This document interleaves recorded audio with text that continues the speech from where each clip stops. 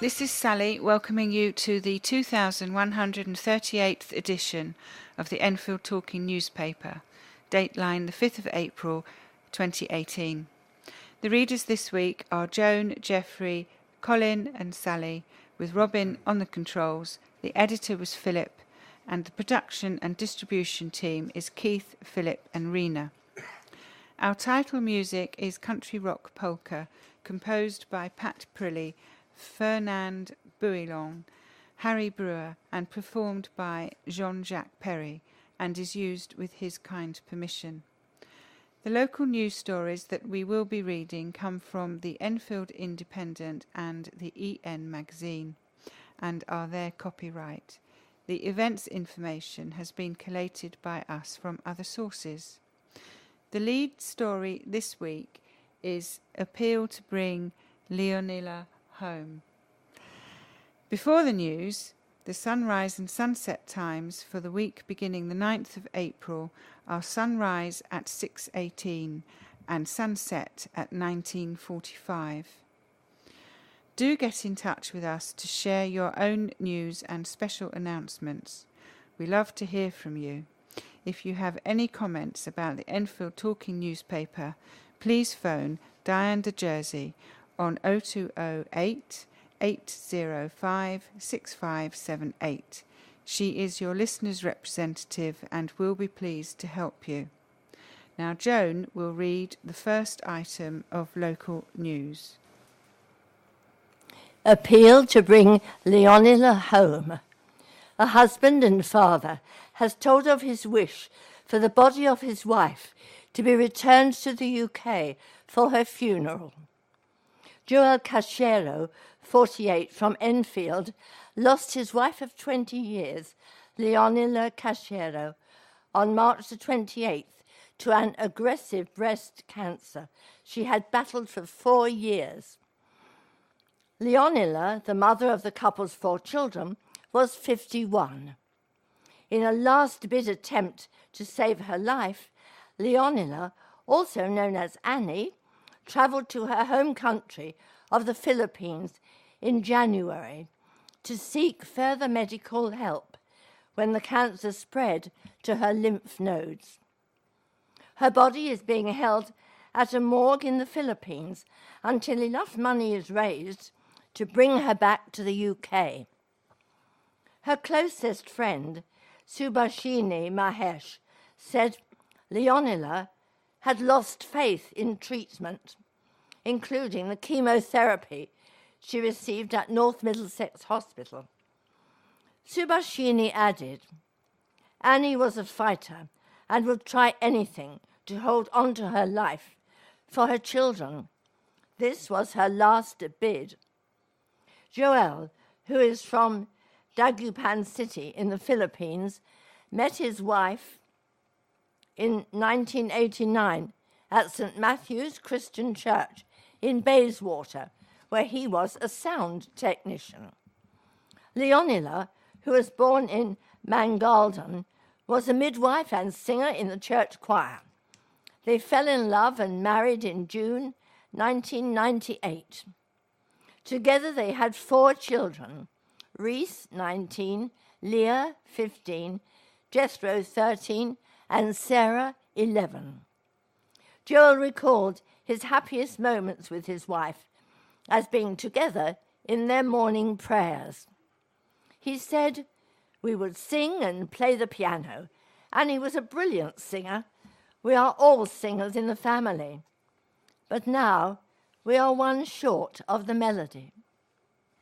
Subhashini, who works at Firs Farm Primary School in Palmer's Green, which some of Leonilla's children attend, set up a fund to raise money to bring Leonilla home from the Philippines.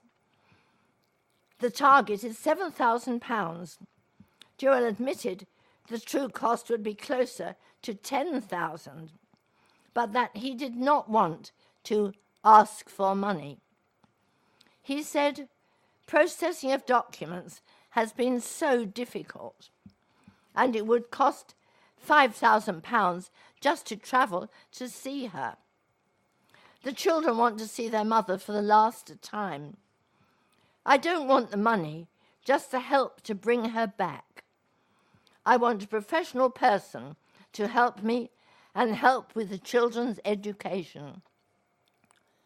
My focus is the children. I want her to be buried here. Joel said Annie was greatly loved and would be greatly missed by her friends at Westminster Chapel, where she taught singing. There follows a computer figures. I'm sure we all wish them all the best with this. I have a very long piece which is headed up Easter Around the World. Generally, when people think of Easter, they usually are pondering chocolate eggs and white rabbits.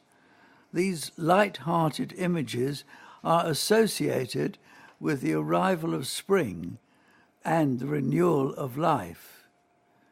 Of course, Easter has religious connotations and is one of the most important Christian celebrations, which is almost 2,000 years old. It celebrates Jesus' return from the dead, bringing the message of everlasting life to his followers. How we celebrate Easter depends on our individual traditions, religion, and what part of the world we live in. Some may choose to focus on the renewal of life by taking a family walk in a park or nature reserve to observe the evidence of new life that spring brings. This could be the melting of snow, budding leaves on trees, baby wildlife and the warmth of the sun, or daffodils blooming. Others may concentrate on the religious element and attend a church service. For Christians, Easter is the story of Jesus' last days in Jerusalem before his death. The Easter story includes Maundy Thursday, the Last Supper leading to the Eucharist, Good Friday, the day on which Jesus was crucified, and Easter Day, the day on which Jesus came back to life.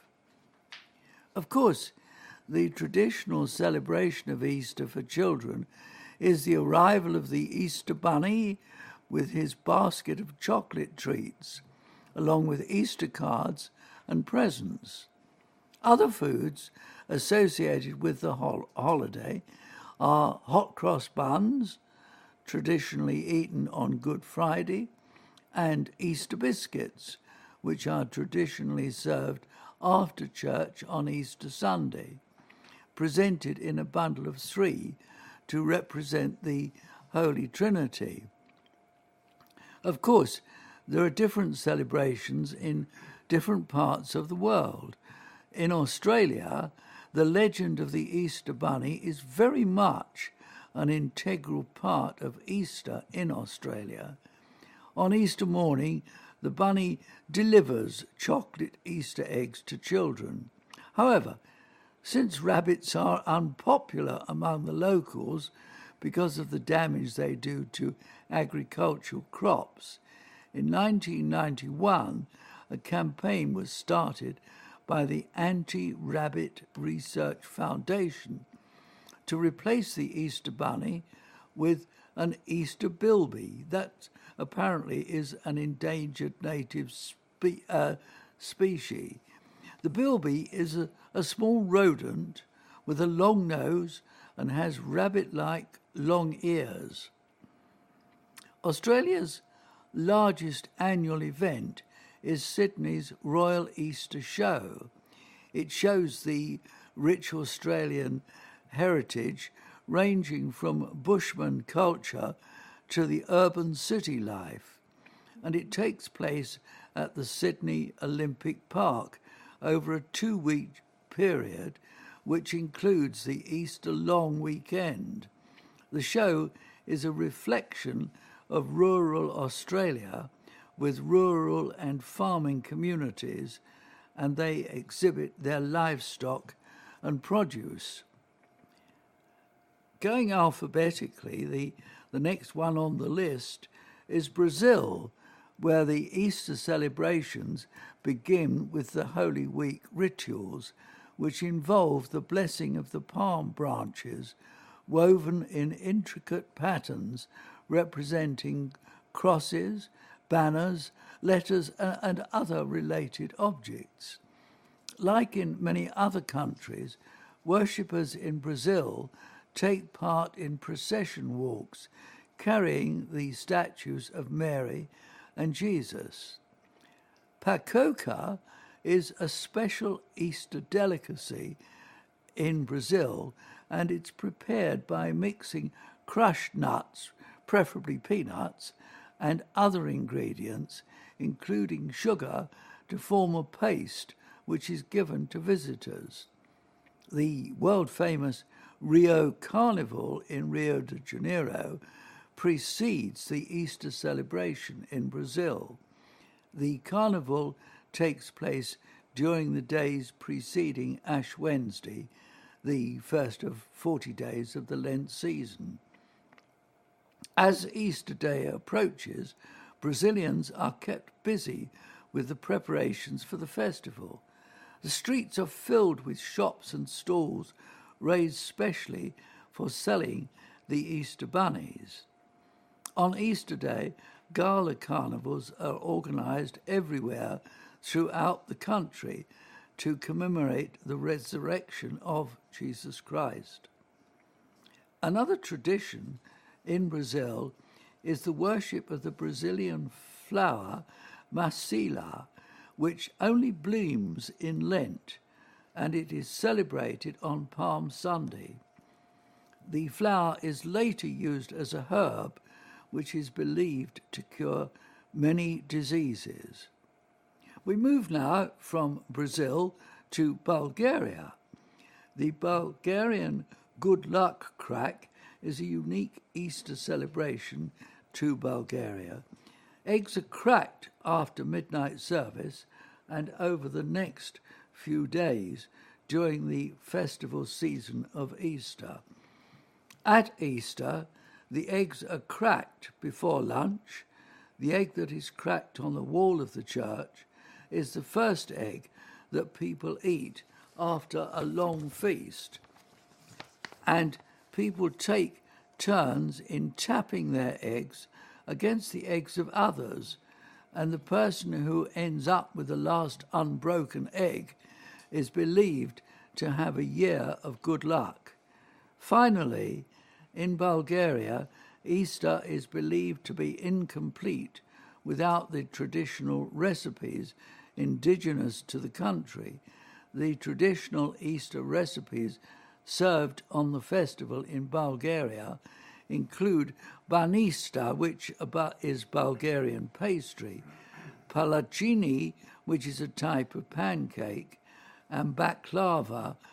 The traditional recipes are prepared and served on Easter Sunday, with the entire families taking part in the feast. Farm memories sought. The search is on for Enfield residents who have previously worked at 40 Hall Farm, or anyone who has memories of the farm and its history. Thanks to funding from the Enfield Society, 40 Hall Farm in North Enfield has been awarded a project grant to produce a series of information boards for visitors to tell the history of the farm and farming in Enfield.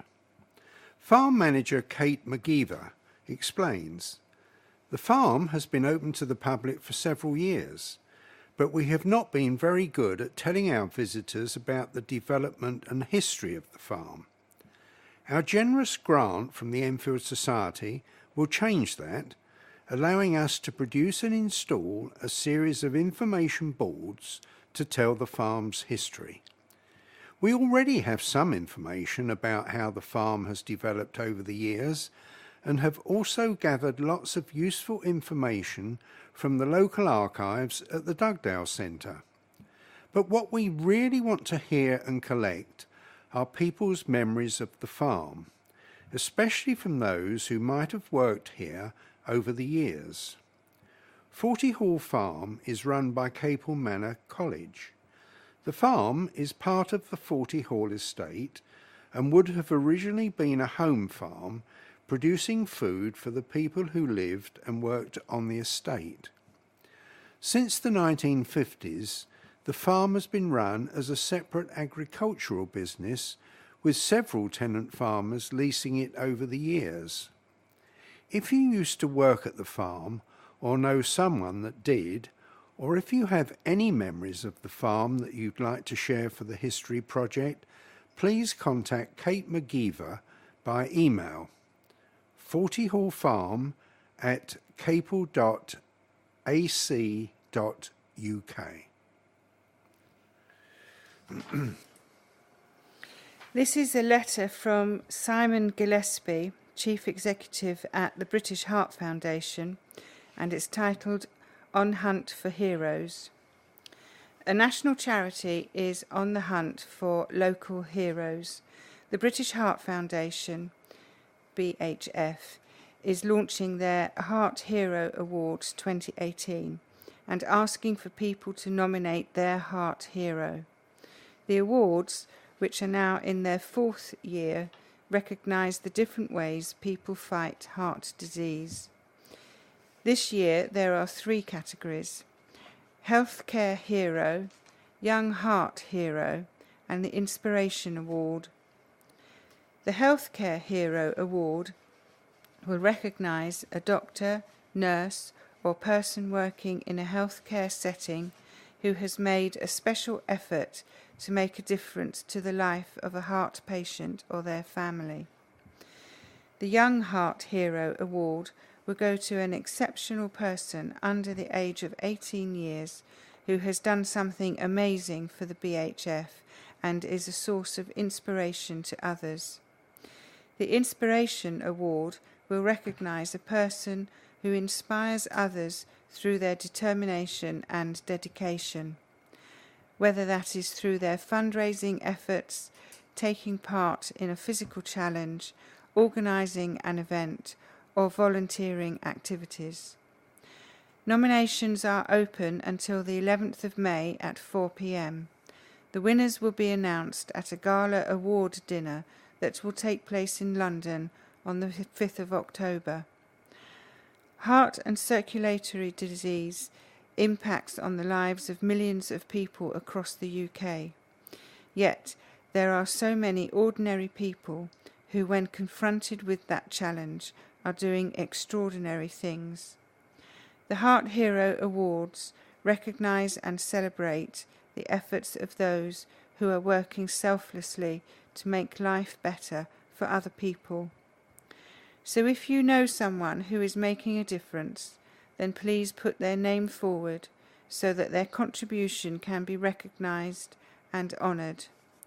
You can nominate someone for a Heart Hero Award at bhf.org.uk/Heart Heroes.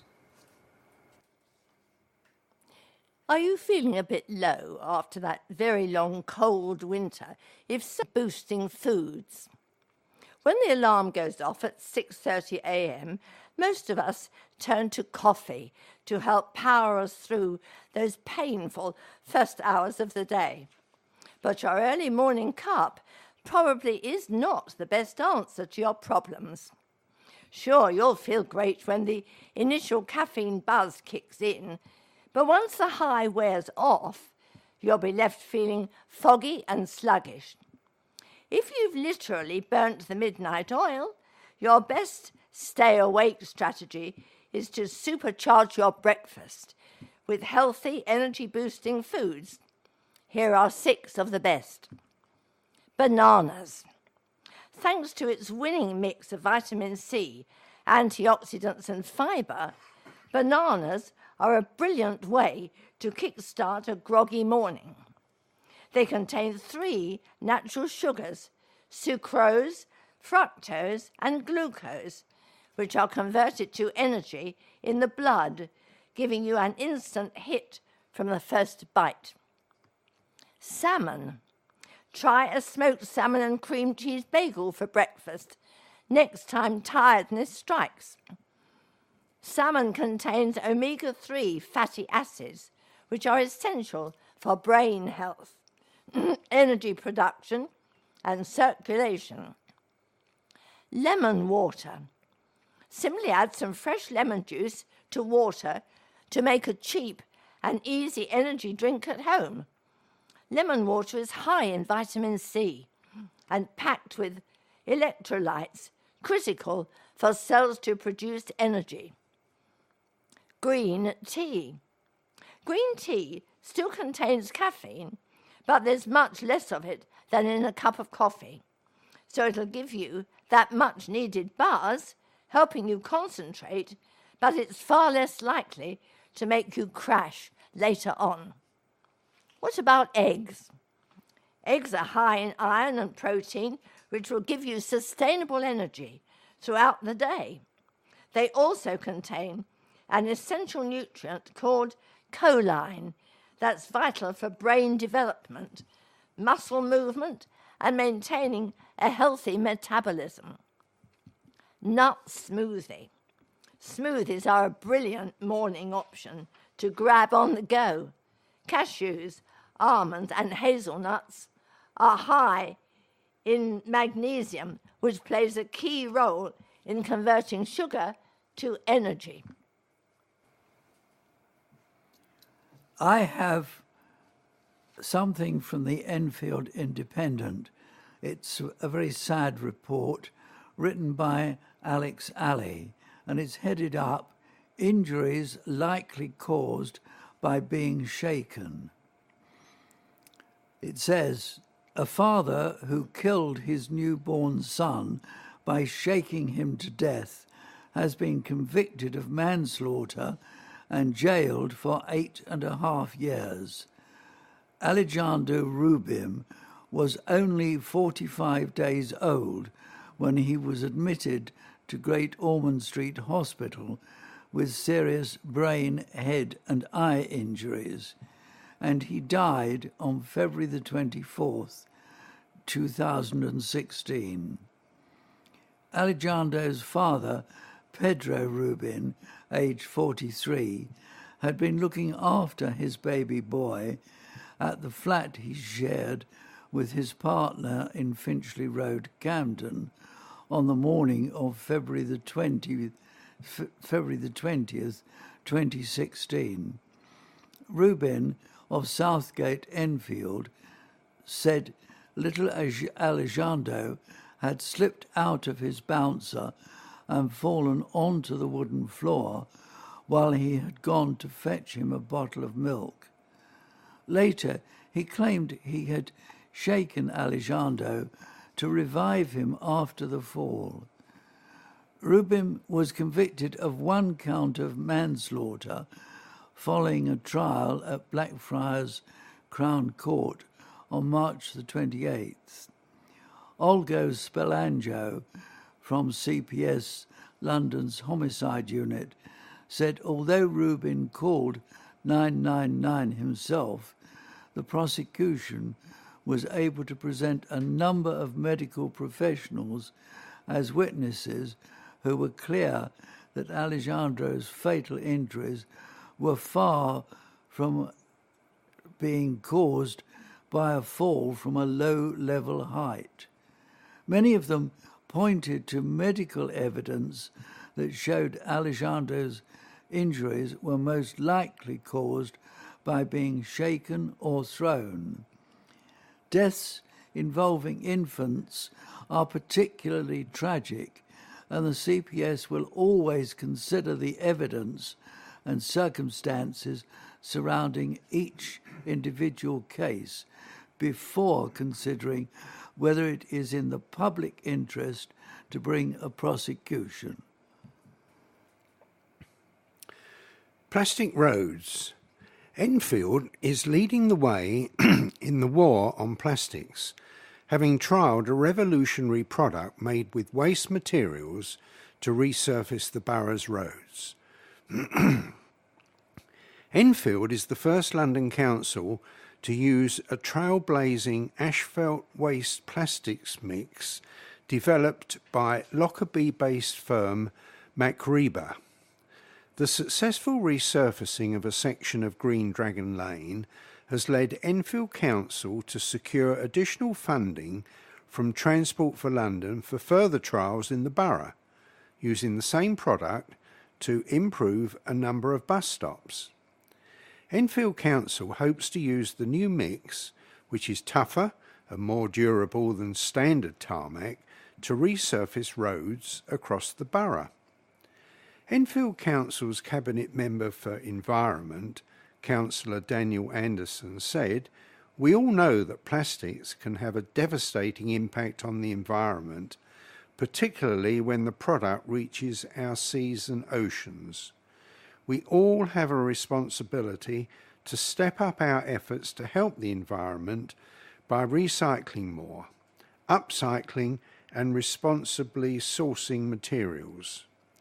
Enfield Council hope we can use more of the product across the borough to help divert plastics from landfill and reduce the carbon footprint for road construction." The trial site was chosen as it is a relatively busy road, serving as a route for 3 buses and other vehicle traffic. The product is a bitumen substitute made from waste plastics.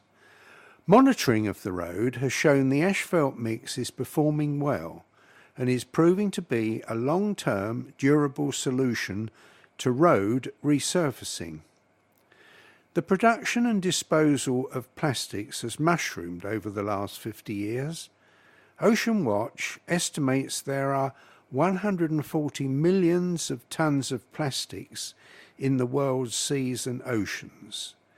In 2014, less than a third of Europe's plastic waste was recycled, while another third ended up in landfill. From the rest, only the energy was recovered. Plastic can take up to 400 years to degrade on land. Enfield Council is always seeking ways to innovate while protecting the environment, its neighbourhoods, and build strong communities. Residents can play their part in the war on plastics too. Items such as plastic bottles, tubs, pots and trays, example margarine tubs, yoghurt pots and fruit trays, can go into the blue-lidded recycling bin. This is a letter from Mary Holden entitled Civil Rights Petition. Last year, the Home Office locked up nearly 30,000 people, including survivors of torture, trafficking and rape, in immigration detention centres with no time limit on detention, meaning people are locked up with no idea when they will be freed. Some are held for years in prison-like conditions that are rife with abuse. This indefinite immigration detention tears families apart, devastates mental health, and destroys lives. I am urging your readers to sign Liberty's petition calling for a 28-day time limit on detention by visiting www.endimmigrationdetention.org.uk. If you love strawberries, you will love this next item. Here are 6 benefits of eating strawberries. It's difficult to resist a perfectly ripe strawberry, isn't it? In fact, they are one of the most popular berry fruits in the world. But did you know it's not just the sweet red part that's good for you? Atop each juicy strawberry is a leafy top called the calyx. This humble leafy crown is actually edible and may hold the key to unlocking some exciting health benefits. With this in mind, and to help us make the most of our produce, Lillie Souter, a nutritionist, speaking on behalf of seasonal berries, reveals some of the health benefits. 1. A rich source of antioxidants.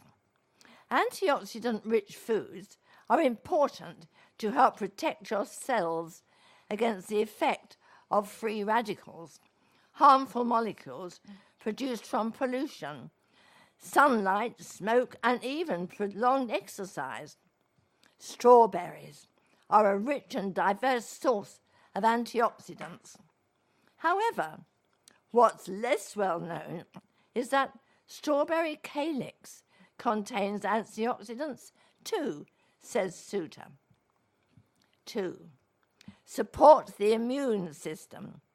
Adding a punnet of strawberries to your shopping basket will help support your immune system too. 3. Blood sugar regulation. Next time you're thinking of pasta for dinner, try following up your meal with a bowl of fresh strawberries. For pud, research suggests eating strawberries alongside a carbohydrate meal may help to reduce spikes in blood sugar and insulin levels. Improving blood sugar control and insulin sensitivity can be helpful for preventing metabolic syndrome and type 2 diabetes, says Souter. 4. Antimicrobial effects. Strawberries could also have a beneficial effect on the reproduction of bacteria and parasites in the body. One study analysed the tops and leaves of 200 strawberry plants and found their large and diverse range of polyphenols are defensive against harmful microbes and may even have benefit to human health, says Souter. Local charities join forces, and this is the heading of the next item that I'm going to read. It goes on to say, with a growing rise in health problems such as dementia, stroke, falls and diabetes, it is good news that 4 charities have been able to come together and secure funding from Enfield Council to provide more help for these conditions. The charities involved are Age UK Enfield, Greek and Greek Cypriot Charity, Crossroads and Attend. This pot of money will be used to access and include more people in these health issues in Enfield. The project has been named ICAN, and the aim is to enable independence and promote self-management for people with these long-term health conditions. Most people want to live as long as possible in their own homes, and ICAN aims to support vulnerable adults to live healthy and independent lives. If ICAN can help to improve this, then it can have a significant impact on the National Health Service, as it is estimated that 70% of acute and primary care budgets are used on the treatment and care of people with long-term health conditions.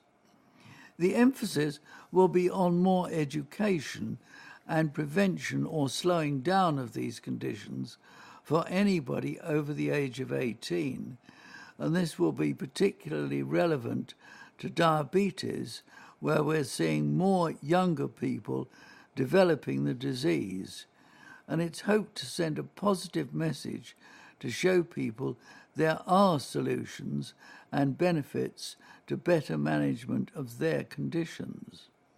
There are already many people, especially volunteers, doing fantastic work in these fields around Enfield, and the point of ICAN is to complement these services and provide extra service and information.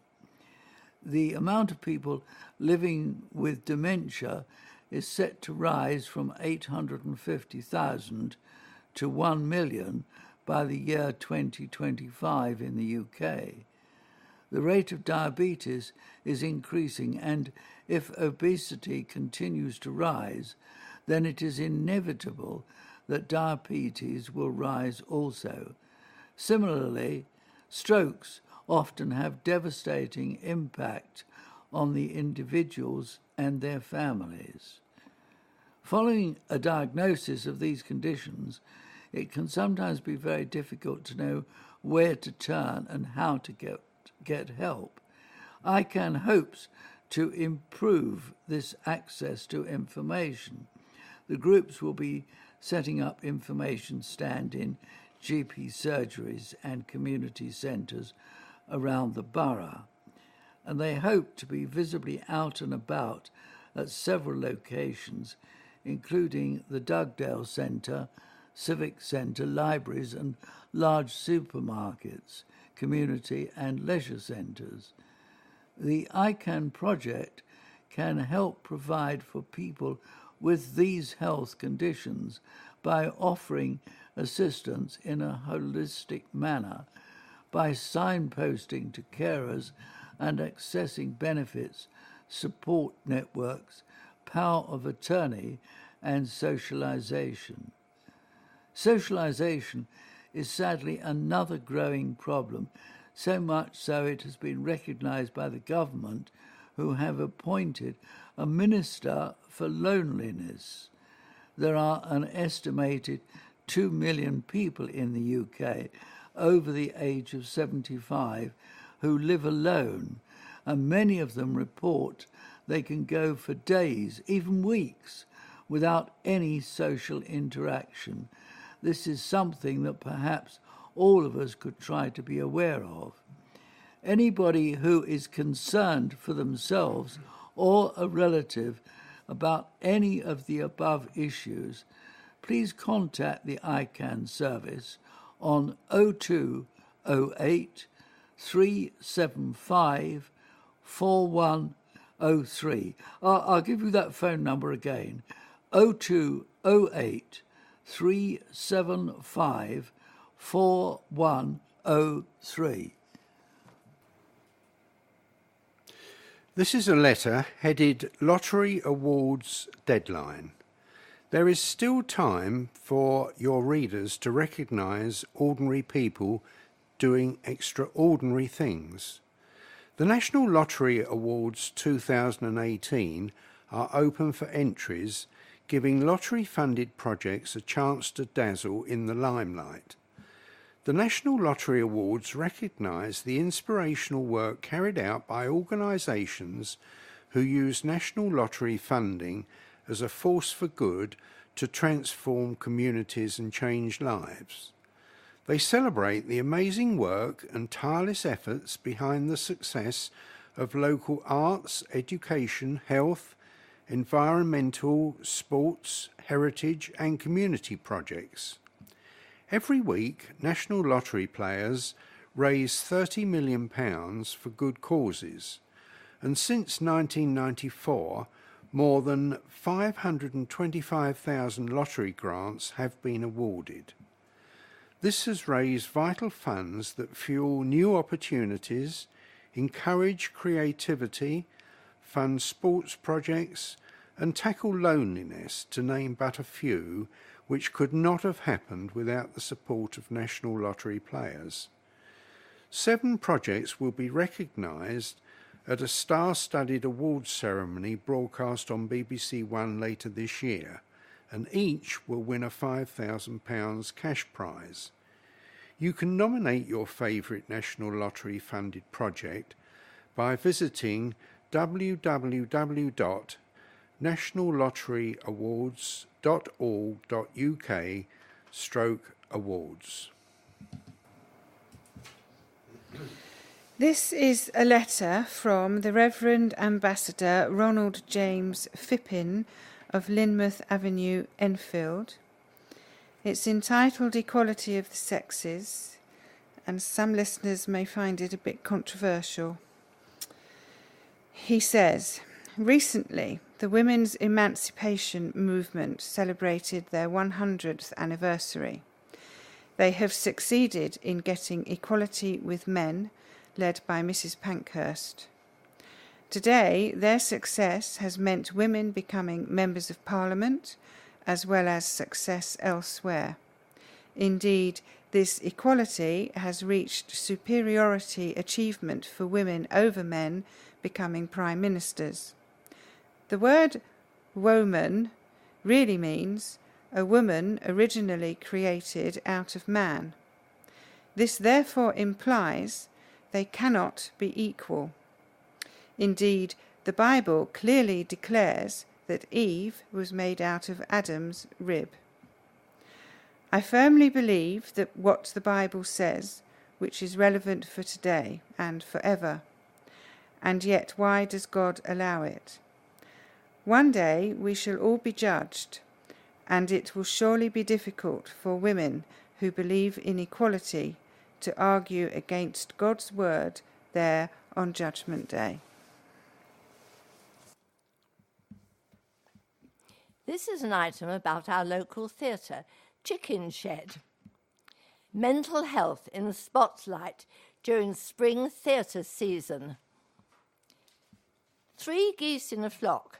1 flew east, 1 flew west, 1 flew over the cuckoo's nest.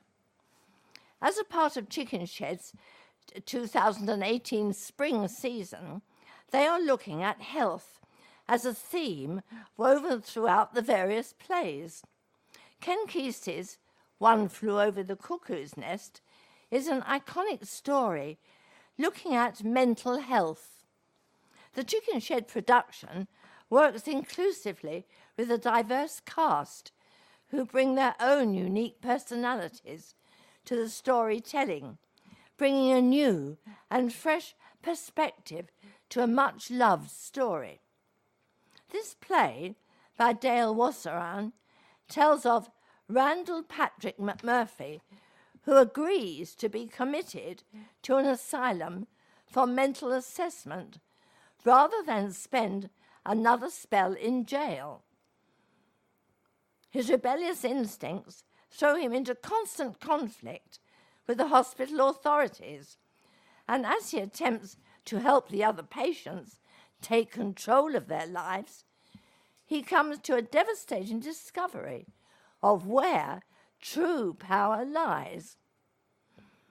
1 Flew Over the Cuckoo's Nest was adapted into a hugely significant film in 1975 with Jack Nicholson as a hugely charismatic McMurphy. Chickenshed's fresh new interpretation of 1 Flew Over the Cuckoo's Nest will be a physical and thrilling version of this moving and touching story. It will be showing at the theatre between April the 18th and May the 12th. There will be a sign-interpreted performance on May the 3rd at 7:30 and another captioned on May the 10th at 7:30 p.m. I have a phone number here for Chickenshed, which is in Chase Side, Southgate. 0208 292 9222. Bookings chickenshed.org or chickenshed.org UK. That's all, friends. I have an article here published on April the 4th, 2018, and it's headed up, Competition Seeks to Celebrate Women in Transport and STEM Across London. A London-wide children's competition is asking children to use their imaginations to draw a picture or write a story that focuses on how women at TfL, Transport for London, keep London moving, from engineers who fix and control traffic lights and keep the trains running, to the designers who imagine what our streets, bridges and trains will look like in the future, and there are a range of different roles to inspire the next generation. The contest is organised by Transport for London with the British book printing institution Clays as part of the Mayor of London Sadiq Khan's campaign Behind Every Great City. It's open to children in categories or ages of 5 to 7 and 7 to 11 and 11 to 14. The judging panel of acclaimed authors includes Waterstone's Children's Laureate Lauren Child, MBE, How to Train Your Dragon author Cressida Cowell, and Fantastically Great Women Who Changed the World writer Kate Pankhurst. They will choose the winning entries, which need to be submitted before May 13th. Lauren Child, MBE, says, as well as encouraging children to draw and write, competitions like this are a great opportunity to break down stereotypes. It's important for all children to see themselves reflected in stories and books, to have heroes to whom they can relate. Celebrating brave, accomplished women who get things done is a step away from an outdated notion of just being the sidekick. The winners will see their stories turned into a limited edition book printed by Clays, with the winning drawing featured on the front cover. They will also get an opportunity to take part in a behind-the-scenes tour of TfL and visit the factory where the book is made. The Mayor of London's Behind Every Great City campaign aims to bring Londoners together to celebrate how women of all backgrounds make London the great city that it is, and to take new steps to tackle gender inequality in the capital. Kate Pankhurst comments, I'm thrilled to be judging this competition and can't wait to see the inspiring stories children have to share about the part women play in keeping London moving. It seemed a particularly exciting competition to judge, as celebrating the role women play in getting people where they need places to which they need to go is a great way to get children to take a closer look at the way we live today and at how they have the power to shape it with their talents and aspirations in the future.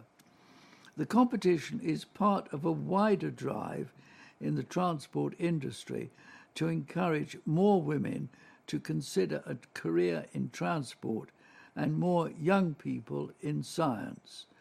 Technology, engineering and mathematics, STEM, currently around 25% of TfL's workforce is female and only 9% of engineers are women.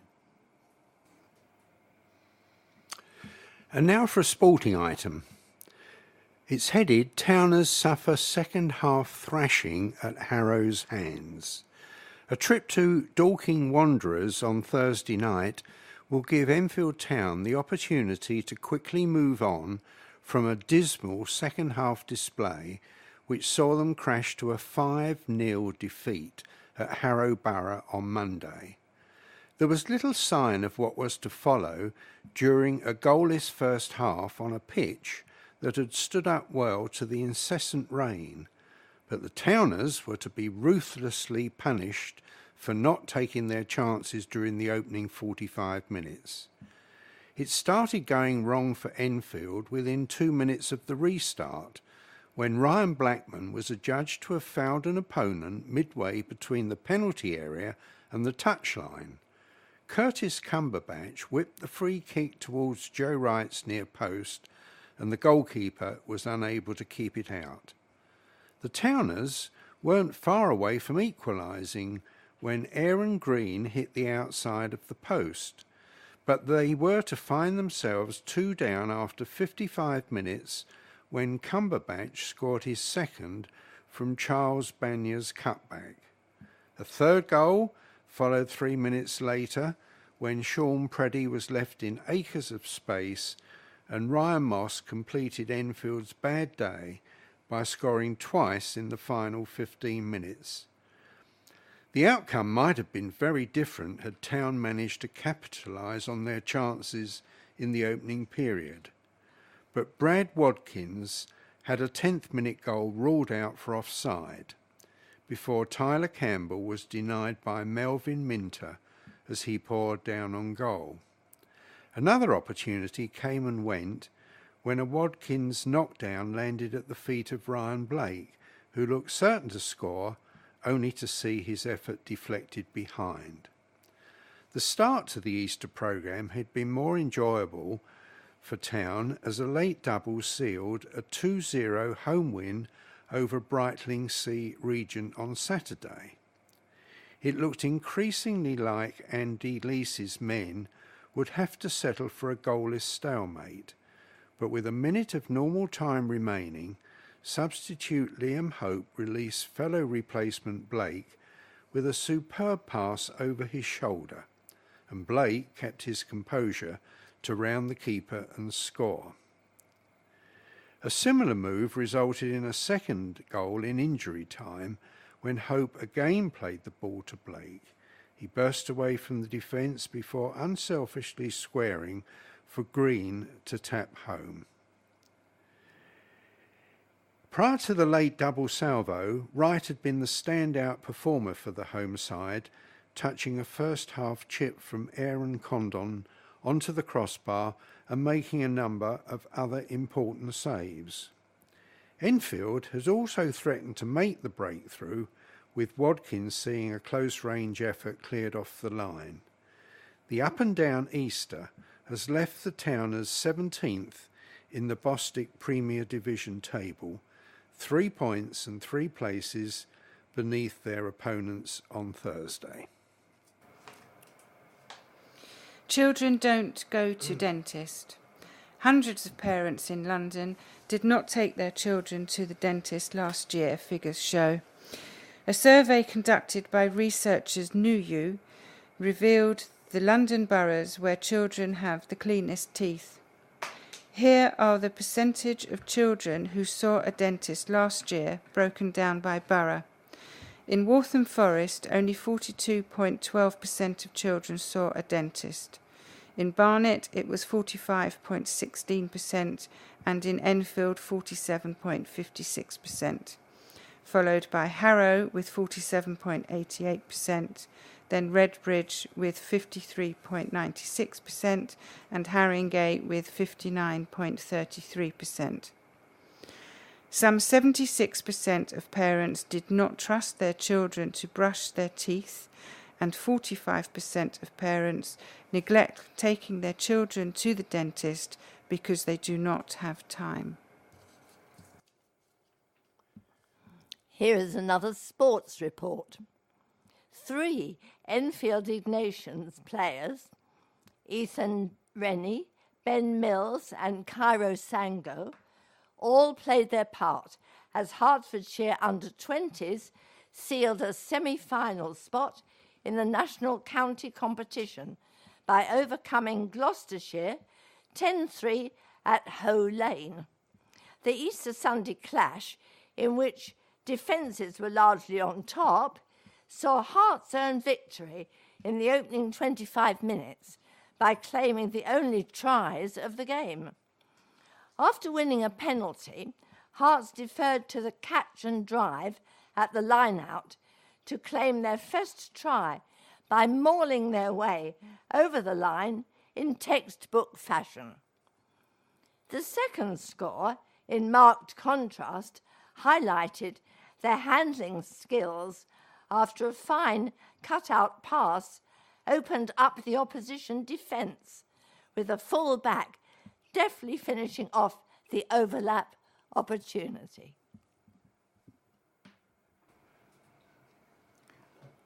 This item is again from the Enfield Independent, and it's headed up encouraging people to get into work. The government's flagship welfare scheme, Universal Credit, has been rolled out to more claimants in Palmer's Green. People who find themselves in and out of work, those on low incomes, families and those with disabilities, are now able to claim the benefit the Department for Work and Pensions has announced. Families on Universal Credit could boost their finances by more than £13,000 a year when they move into work, as they are able to claim back up to 85% of their eligible childcare costs. And from April, families and disabled people on Universal Credit in work can keep more of what they earn. Universal Credit is intended to simplify the welfare system and encourage people into work by tapering benefits so that they are better off after taking a job. And it does replace 6 benefits: the income-based job seekers allowance, employment and support allowance, income support working and child tax credit, and housing benefit, with one single monthly payment. But the system has been heavily criticised since the rollout began in 2013, with many claimants falling into rent arrears after being forced to wait a minimum of 6 weeks from their claim to their first payment.